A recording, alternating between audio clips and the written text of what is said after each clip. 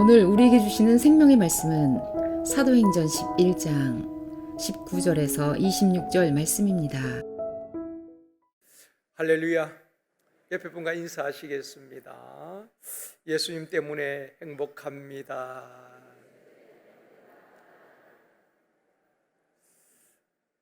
우리 장로님, 권사님, 집사님 때문에 행복합니다. 옆에 분과 다시 한번 인사하시겠습니다.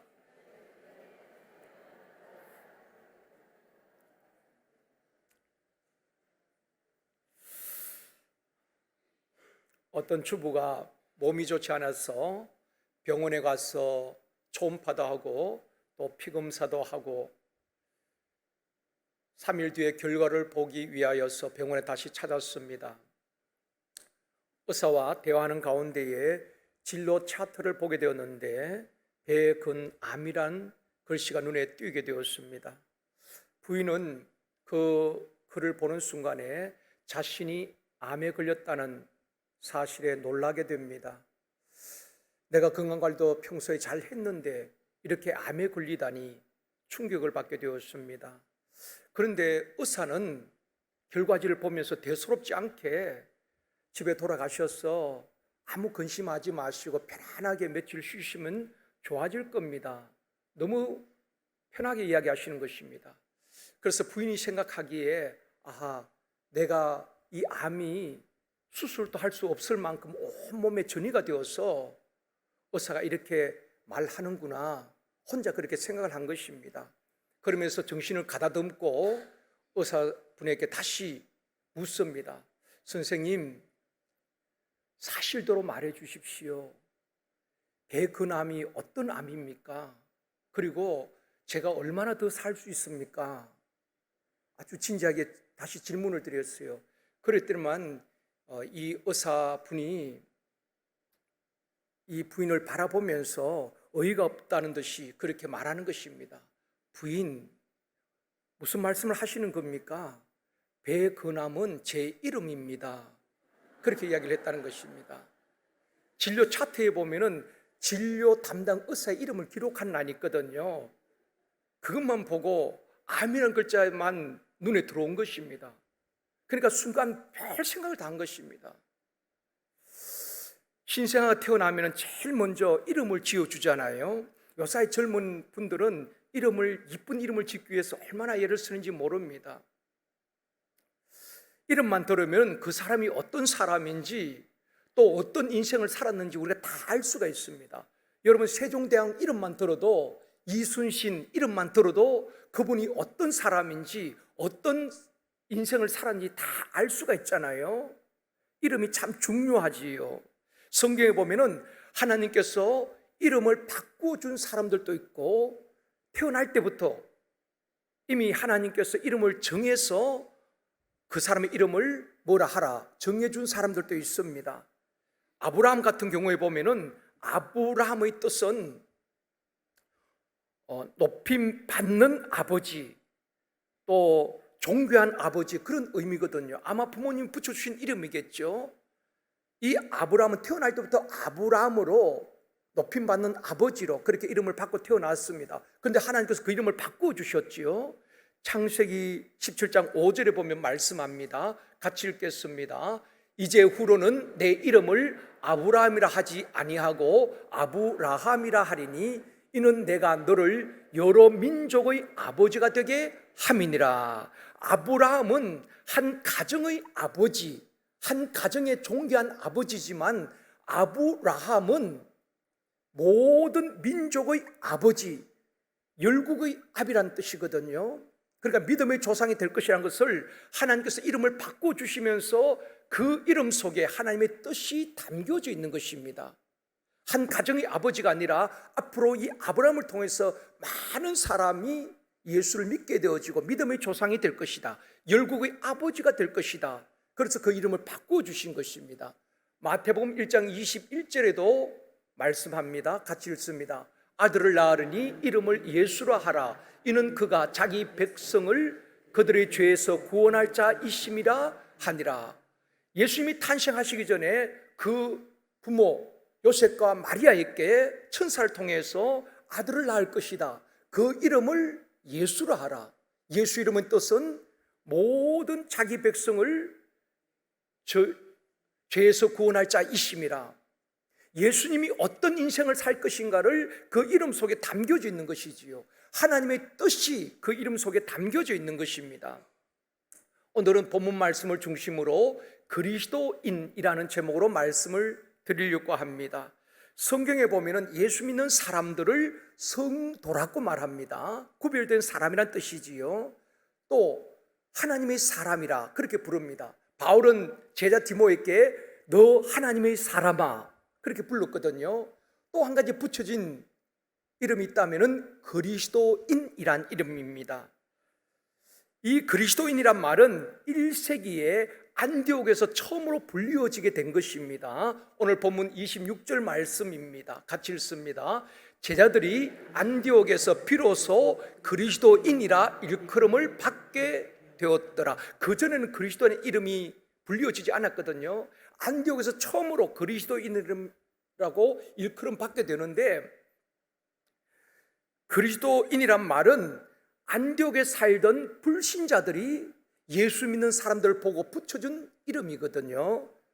그리스도인이란 어떤 사람을 가르치는지 살펴보면서 우리도 이 시대에 그리스도인답게 살아가는 저와 여러분이 되어지기를 주님의 이름으로 축원합니다. 첫 번째로 그리스도인이란 그리스도를 위해 고난받는 사람을 말하는 것입니다.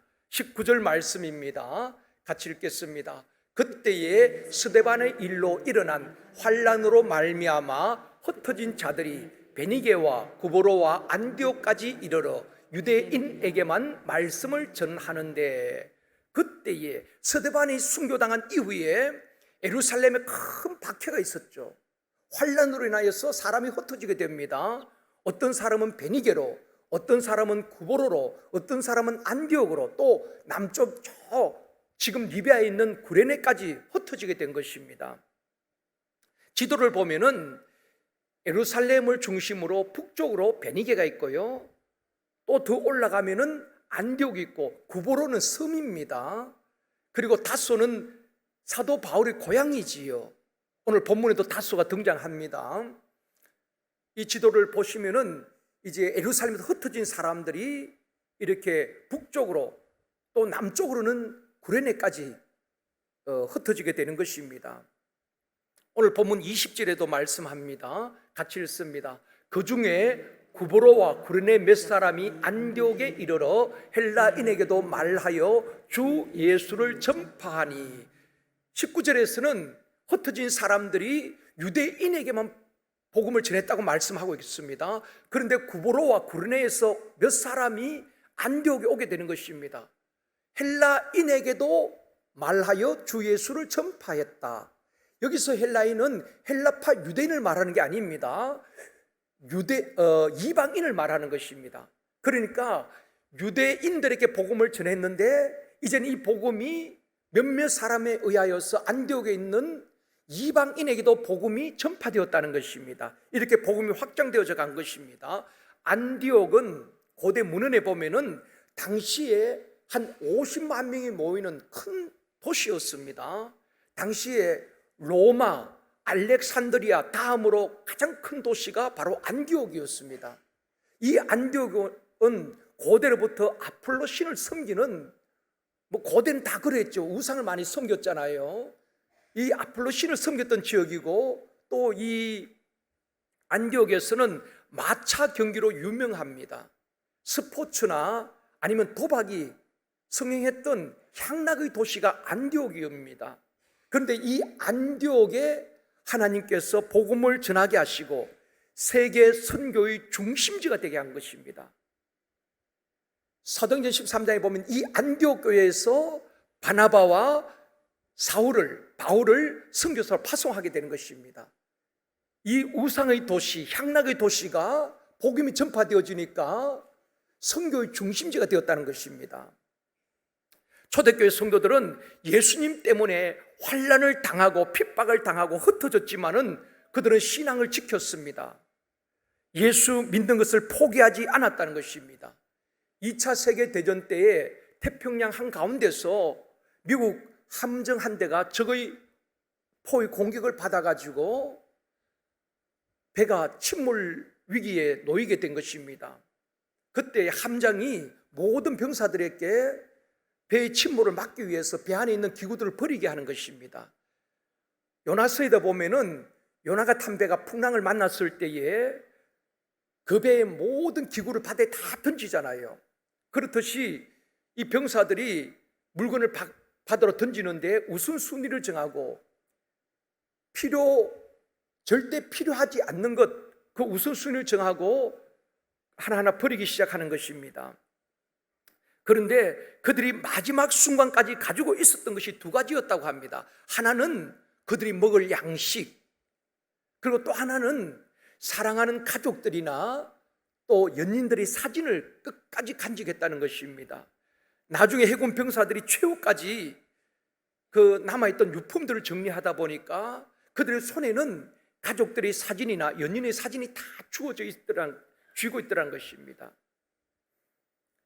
무엇을 말하는가 하면은 생명이 끝나는 마지막 순간까지 그들이 붙들기를 원했던 것은, 그들이 생각하고 있었던 것은 가족이란 것입니다. 사랑하는 사람이란 것입니다. 초대교회 성도들은 핍박을 피하여서 삶의 터전인 예루살렘을 떠나게 됩니다.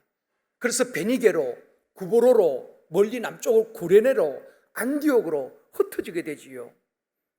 그런데 그 흩어진 사람들이 자기들이 생명을 부지하기 위해서 그냥 예루살렘을 떠난 것이 아닙니다. 그들은 주님이 말씀하신 정인된 삶을 살기 위해서 어디를 가든지 흩어진 그곳에서 사마리아에서 복음을 전하고 안디옥에서 복음을 전하고 어디를 가든지 정인된 삶을 살았다는 것입니다. 사람이 고난을 당하면은 그 고난의 원인에서부터 도피하고 싶은 마음이 있다고 합니다. 그런데 정반대의 현상이 일어나는 경우도 있는데, 내가 무엇을 위하여서 누구 때문에 고난을 당했을 때에 그 고난을 준 원인, 그 원인과 멀어지는 것이 아니라 오히려 더 애착을 갖고 가까워지고 사랑하는 경우가 있다는 것입니다. 이런 경우지요. 부모들은 자녀들을 다 사랑합니다. 그런데 엄밀하게 따지면은 부성애보다는 모성애가 더 강하다고 합니다. 일본에서는 동물을 가지고 실험을 해봤대요. 그러니까 동물들도 그 아버지보다는 그 엄마, 그것이 모성에 더 강하다는 것을 이렇게 증명을 한 경우가 있었습니다. 왜 그럴까요? 왜 모성에 더 강할까요? 어머니는 더 많은 고난을 당했기 때문이 아닐까 싶습니다. 아이를 잉태하고 10개월 동안 품에서 엄마의 뱃속에서 아이가 자라게 되는 것입니다. 또 해산할 때 엄마는 그 극심한 진통을 겪고 피를 쏟으면서 새 생명을 탄생하는 것 아니겠습니까? 그리고 태어난 아이를 품에 안고 젖을 먹이는 것입니다. 어머니는 그 아이들 때문에 더 많은 눈물을 흘리는 것입니다. 그러기에 부성애보다 모성애 더 강한 것이 아닌가 생각되어집니다. 자식 위해서 더 많이 아파하고 더 많이 눈물을 흘렸기에 사랑도 더 깊은 것이 아닌가 생각되어집니다. 주님께서 한 영혼을 천하보다 더 귀하게 여기는 이유가 무엇일까요? 얼마든지 말씀 한마디로 내가 너희를 구원하노라, 구원하실 수 있지요. 그런데 우리 하나님은 그런 방법을 택하지 않았습니다. 육신을 입고 이 땅에 오셔서 똑같이 고난을 겪게 되는 것입니다. 우리가 당해야 될 형벌을 주님이 몸소 당한 것입니다. 주님께서 조롱과 멸시를 당하시고 침뱉음을 당하시고 손으로 뺨을 맞기도 하시고 채찍에 맞으시고 손과 발에 못으로 박힘을 당하시고 십자가에서 도고난 당하시고 피를 흘리시고 우리를 구원해 주셨잖아요. 그렇기 때문에 주님이 끝까지 그 사랑하는 백성들을, 택한 자녀들을 포기하지 않는 것입니다. 그래서 사랑하시되 끝까지 사랑하신다고 말하고 있습니다. 우리 때문에 고난을 당했는데 멀어진 것이 아니라 더 가까워지는 것이죠. 부모가 자식 때문에 고난을 당했는데 고난만큼이나 그 자식을 더 사랑하는 것입니다. 성도님들도 보면은 주님의 몸된 교회를 생명처럼 사랑하시는 분들이 있고, 또 그냥 소속감 없이 주일 와서 예배 한번 드리는 것으로 끝나는 그런 분들도 있습니다. 정말 교회를 사랑하는 분들을 보면은 교회를 위해서 땀을 쏟고 고난을 많이 겪은 분들입니다. 교회를 섬기면서 몸을 드리고 마음을 드리고 시간을 드리고 물질을 드리고 헌신하신 분들이에요. 그리고 교회를 건축할 때도 헌금만 한 것이 아니라, 옛날에는 그랬잖아요. 성도들이 다 몸으로 벽돌을 나르고 고생하신 분들이 교회에 대한 더 애정이 깊은 것 아니겠습니까? 또 교회가 어려울 때에 눈물로 기도하면서 교회를 지켜낸 우리 장로님, 권사님들 교회에 대한 더 사랑이 깊을 겁니다. 또 제일성도교회에서 젊음과 청춘을 다 바친 우리 성도님들, 그만큼 내가 고난을 당했지만은 그만큼 교회에 대한 사랑이 깊다는 것입니다. 고생했기 때문에 교회와 더 멀어지는 것이 아니라, 내가 그렇게 고생했기 때문에, 그리고 이만큼 성장하고 지켜왔기 때문에 교회에 대한 사랑이 더 깊다는 것입니다. 사도 바울을 보면은 아시아와 마게도니아 지방 로마에까지 복음을 전하면서 얼마나 많은 교회를 세웠습니까? 많은 교회들을 세웠지요. 그 많은 교회들을 바울이 다 아끼고 사랑합니다. 그렇지만은 바울이 가장 아끼고 사랑했던 교회는 에베소 교회라고 저는 생각합니다. 왜냐하면 항상 이 에베소 교회에 대해서 많은 말씀을 하고 있거든요. 사도행전도 그러고 요한계시록 2장에도 보면은 소아시아 7교회 가운데 제일 먼저 에베소 교회를 이야기하고 있습니다. 그래서 바울에게는 에베소 교회 남다른 정이 있었던 교회가 아닌가 생각이 되어집니다. 왜냐하면은 이 에베소는 우상의 도시였죠. 마술에 흥해했던 도시였습니다. 그 도시에 가서 바울이 3년간 눈물로 한 사람 한 사람 복음을 전하고 그들을 세우게 되는 것입니다. 많은 고난을 당했지요. 그래서 이 바울이 3차 전도 여행을 마치고 이제 예루살렘에 올라가면서 밀레도라는 곳에 도착하게 되는데, 이제 예루살렘에 올라가면 결박을 당하고 로마로 압송당할 것을 바울은 예견하고 있었습니다. 밀레도 항구에서 에베소 교회 장로들을 초청하게 되는 것입니다. 에베소까지 갈 시간은 안 되었던 것 같습니다. 그래서 에베소 교회에 있는 장로님들을 밀레도 항구까지 내려오게 합니다. 거기서 바울이 그 장로님들에게 당부를 하죠. 장로님들, 내가 3년 동안 에베소 교회를 눈물로 섬기면서 훈계했던 것 기억하십시오. 내가 3년 동안 에베소 교회를 섬길 때 어떻게 섬겼는지 장로님들 잊지 마십시오. 눈물로, 겸손으로, 또 유대인의 관계로 인하여서 많은 시험이 있었지만은 참고 주님을 섬긴 것을 꼭 기억하십시오. 장로님들, 이제 내가 예루살렘에 올라가면은 로마로 압송을 당하고 이 땅에서는 장로님들 다시 보지 못할지도 모르겠는데, 장로님들에게 꼭 당부할 것은 이 에베소 교회 성도들을 잘 그들의 영혼을 지켜주십시오. 수많은 거짓 선지자들이, 거짓 그리스도인들이, 또 이단들이 이리처럼 영혼을 뇌락질할 수도 있는데, 우리 장로님들은 성도들의 영혼을 지키고 돌보는 책임이 있습니다. 장로님들, 이 에베소 교회 성도들을 잘 지키고 그들의 영혼이 주님 앞에 쓸 때까지 잘 보존해 주시길 바랍니다. 그렇게 밀레도 항구에서 바울이 설교를 합니다. 그리고 아마 장로님들 다 아멘 아멘으로 받고 아마 그렇게 이야기했겠지요. 바울 사도님, 걱정하지 마십시오. 저희들이 이 영혼들을 잘 지키고 정말 더 좋은 교회 만들어 가겠습니다. 그리고 밀레도 항구에서 바울과 에베소 교회 장로들이 서로 부둥켜 안고 눈물을 흘렸더라. 밀레도 항구에서 특별히 정을 나누게 되는 것입니다. 그리고 바울은 예루살렘을 올라가서 로마로 압송당하게 되지요. 그렇게 바울이 예정을 쏟았기 때문에 눈물로 한 사람 한 사람을 세웠기 때문에, 그만큼 고생을 많이 했기 때문에 이 에베소 교회를 잊을 수가 없었던 것입니다. 성도들 가운데 보면 가끔 그런 분들이 있어요. 나는 교회에 정이 안 듭니다. 그렇게 불평하는 분들이 가끔 있어요. 왜 그럴까요? 그런 분들은 교회를 위해서 땀을 흘리고 수고하며 고난당한 경험이 없는 분일 가능성이 많습니다. 여러분, 우리가 고난당하면은 교회가 더 멀어지는 것 같지만 그렇지 않습니다. 더 주님을 깊이 사랑하게 되는 것입니다.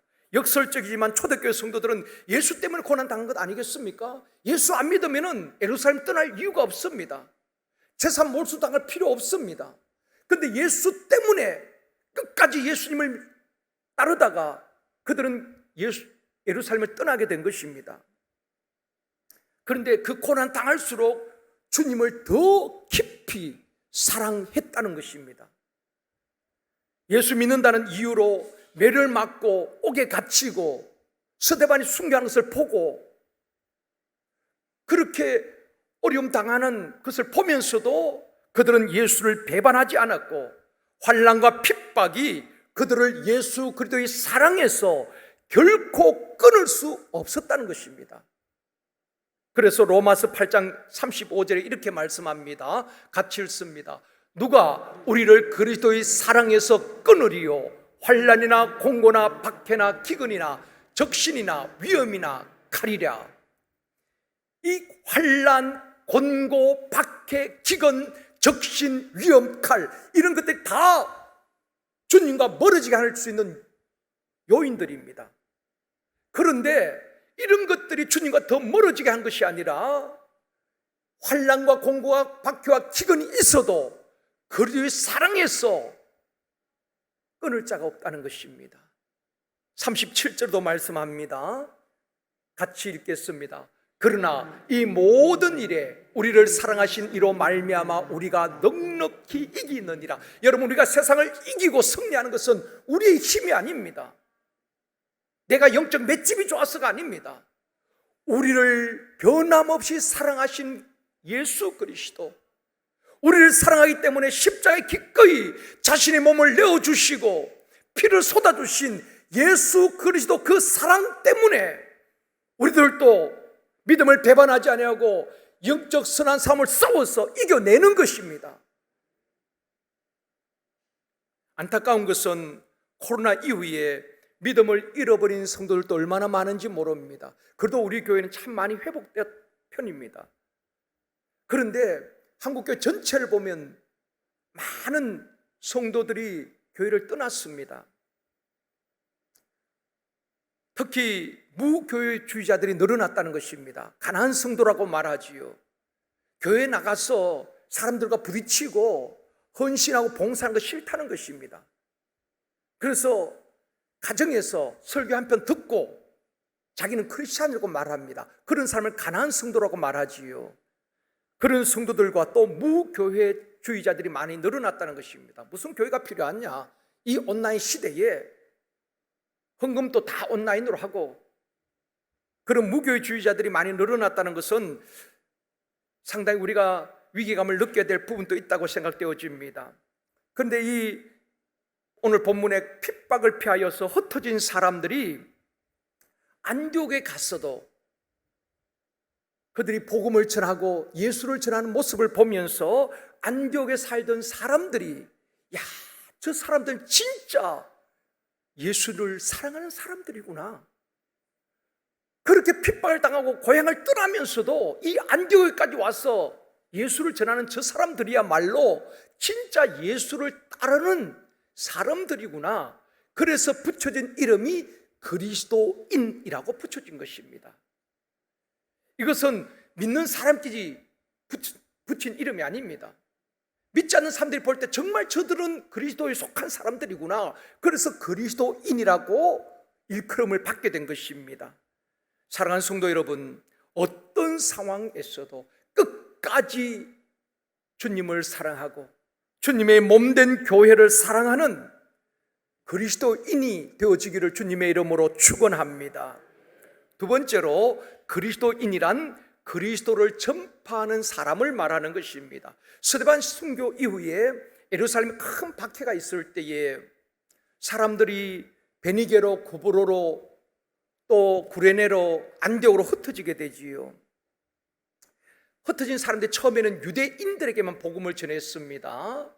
20절 다시 보시겠습니다. 같이 읽습니다. 그 중에 구브로와 구레네 몇 사람이 안디옥에 이르러 헬라인에게도 말하여 주 예수를 전파하니, 여기서 헬라인은 유대인 헬라인을 말하는 것이 아닙니다. 이방인을 말하는 거예요. 그러니까 유대인들에게 복음을 전했던 이 복음이 이제는 몇 사람에 의해서 안디옥에 있는 이방인들도 복음이 전해졌다는 것입니다.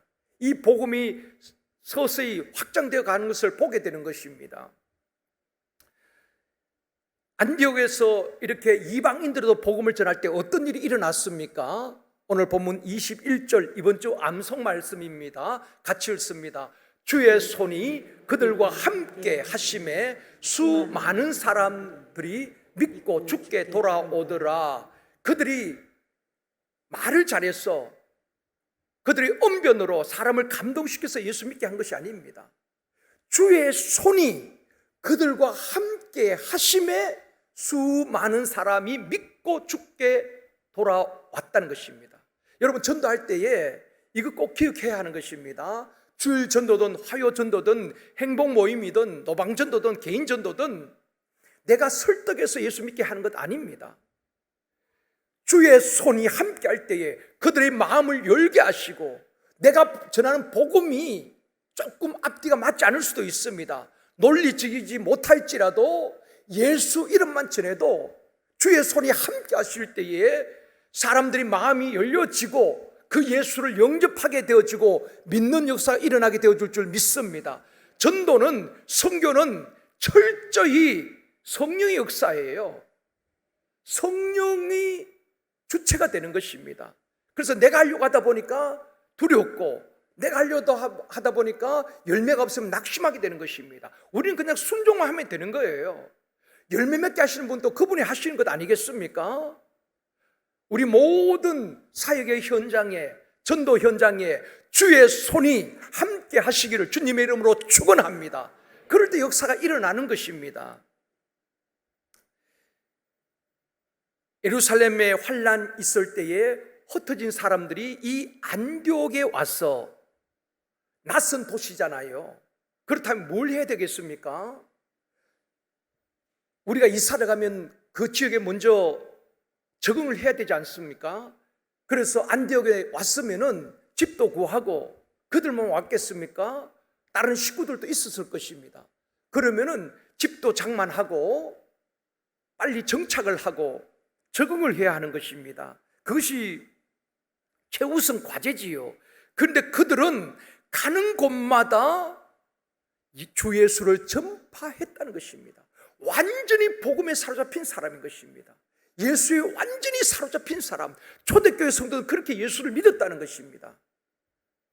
그냥 내가 필요해서 믿는 예수가 아니라 생명 걸고 예수를 믿었고, 복음 전한 것 외에는 소망이 없는 사람들이었습니다. 그러니까 세상 사람들 볼 때 이해가 안 되지요. 어떻게 저렇게 고향을 떠나오면서도, 자기 집을 떠나고도 예수를 전파한 저 사람들을 보면서 그 안디옥에 있던 많은 사람들이, 저 사람들이야말로 진짜 예수 믿는 사람들이구나, 저 사람들은 진짜 예수 사랑하는 사람들이구나, 어떤 상황에서도 예수를 따르는 무리들이구나. 그래서 저 사람들은 세상이 감당치 못하는 사람이라, 그리스도께 속한 사람이라, 그런 의미로 그리스도인이라고 일컫게 되는 것입니다. 그리스도인은 예수를 전파하는 사람이란 말입니다. 사랑하는 성도 여러분, 어떤 상황에서도 예수 그리스도를 전파하는 참된 그리스도인이 되어지기를 원합니다. 세 번째로, 그리스도인이란 그리스도를 닮은 사람을 말하는 것입니다. 우리 신앙의 목표는 교회 안에서 많이 봉사하고 헌신하는 것도 중요합니다.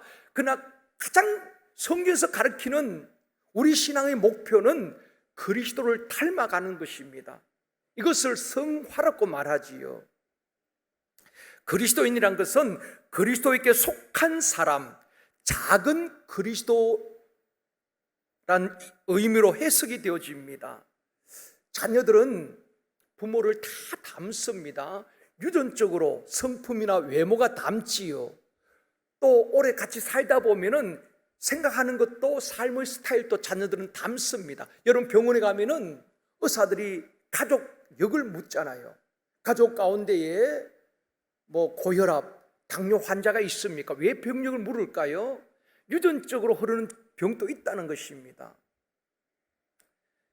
자녀는 부모를 닮습니다. 그리스도인들은 그리스도를 닮은 사람이란 말이거든요. 알렉산더 대왕에 대한 이런 일화가 있습니다.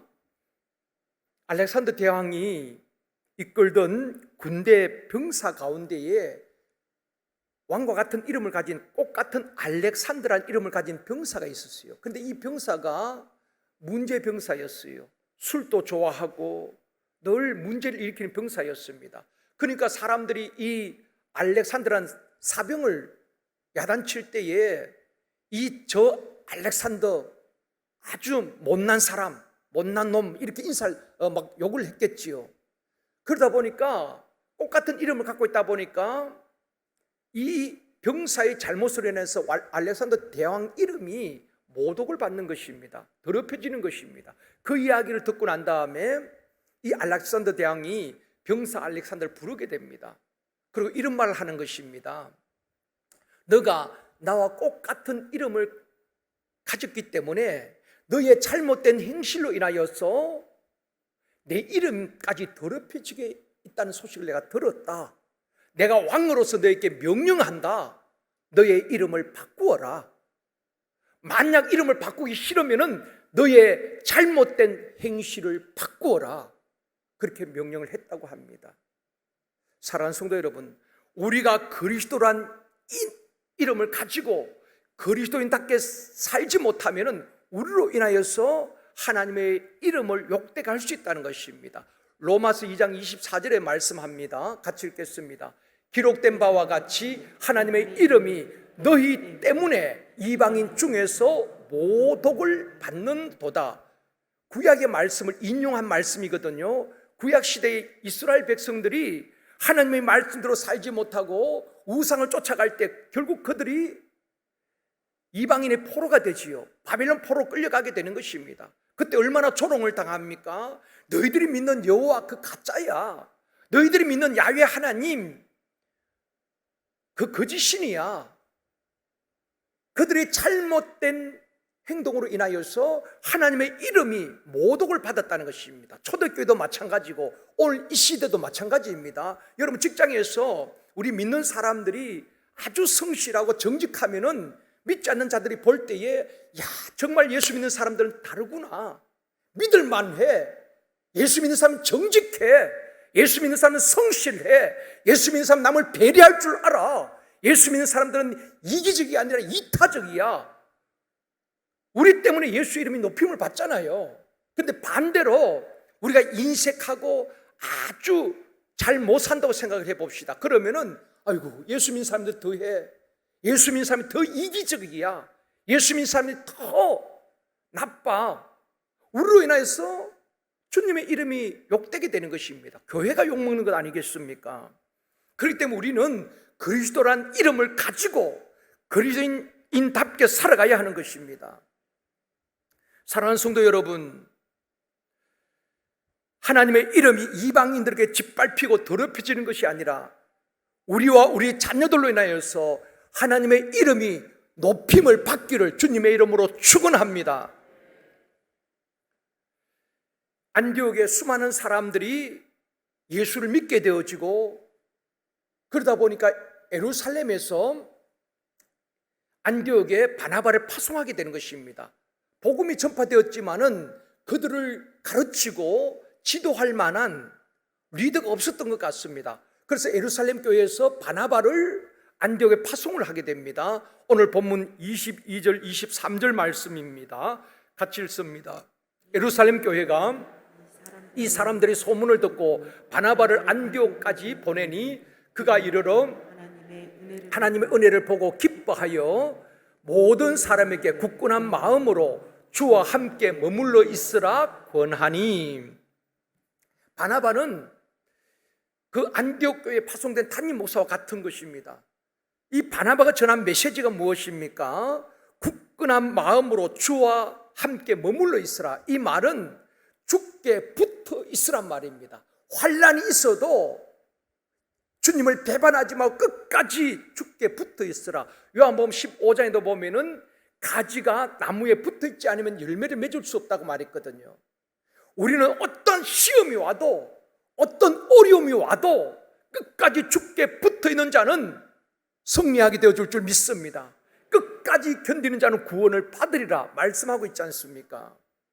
그리고 바나바가 어떤 사람인가 24절에서 소개합니다. 같이 읽습니다.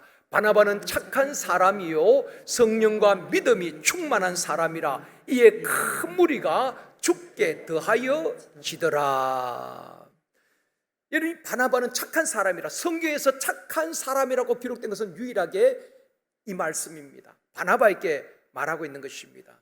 그리고 바나바는 성령과 믿음이 충만한 사람이라 그렇게 말씀을 합니다.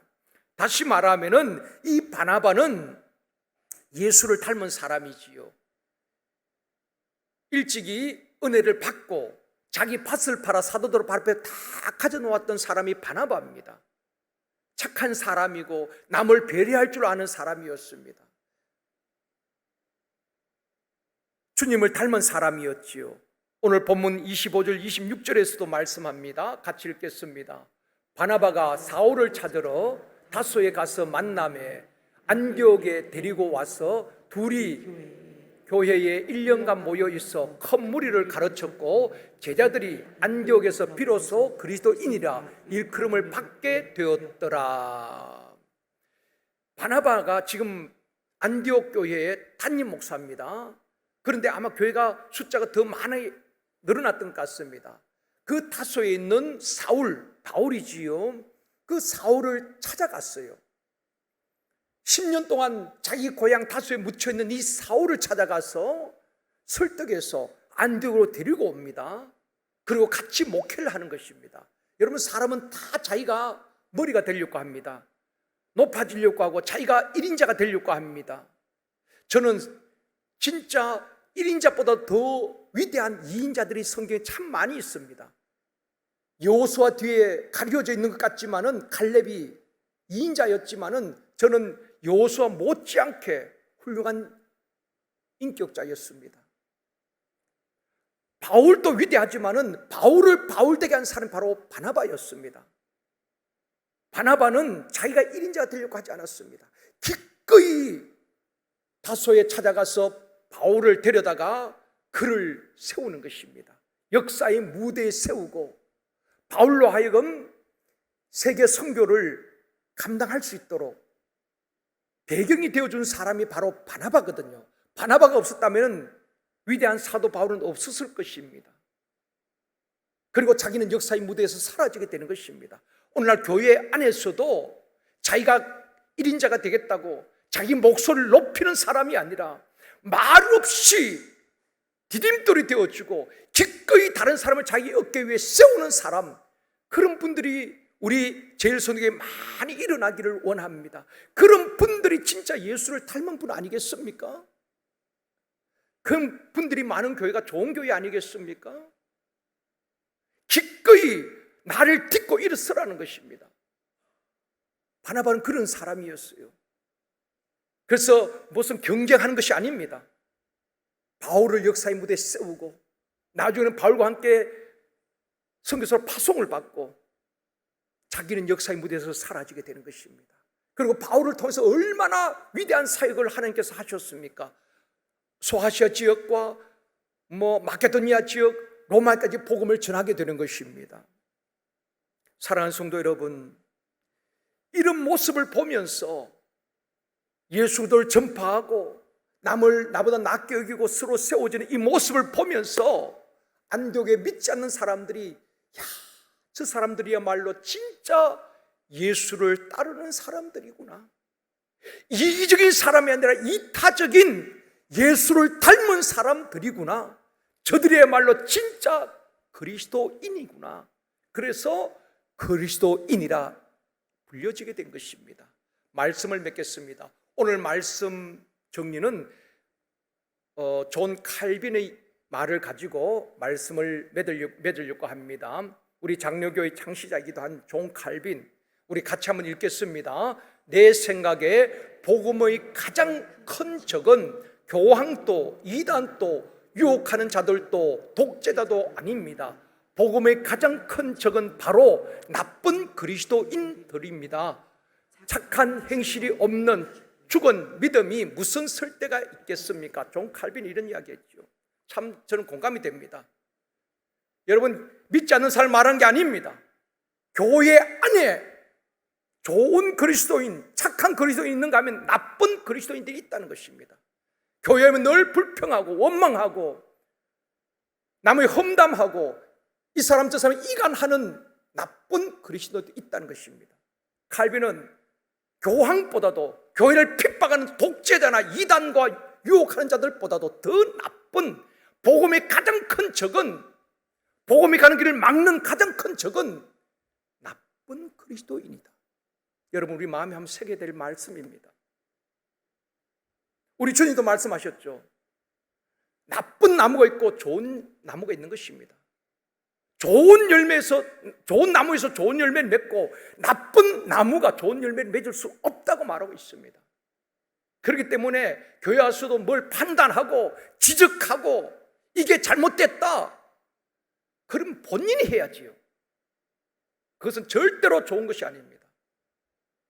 우리가 서로를 존중해주고 기꺼이 내 어깨에 세우는, 제자가 되고 제자 삼는 참된 그리스도인이 되어지기를 원합니다.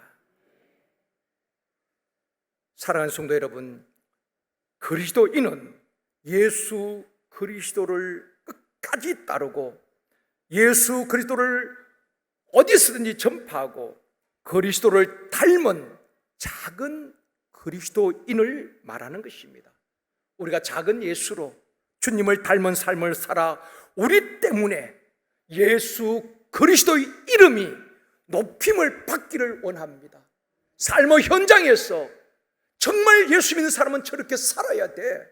역시 예수 믿는 사람은 뭔가 달라. 여러분의 삶의 현장에서, 직장에서 그리스도인답게 살아간다면 우리 주님의 이름이 높임을 받지 않겠습니까? 복음이 더 전파되지 않겠습니까? 우리 모두가 저와 여러분 때문에 예수 그리스도의 이름이 높임을 받는 참된 그리스도인의 삶을 살아가는 우리 모두가 되어지기를 주님의 이름으로 축원합니다.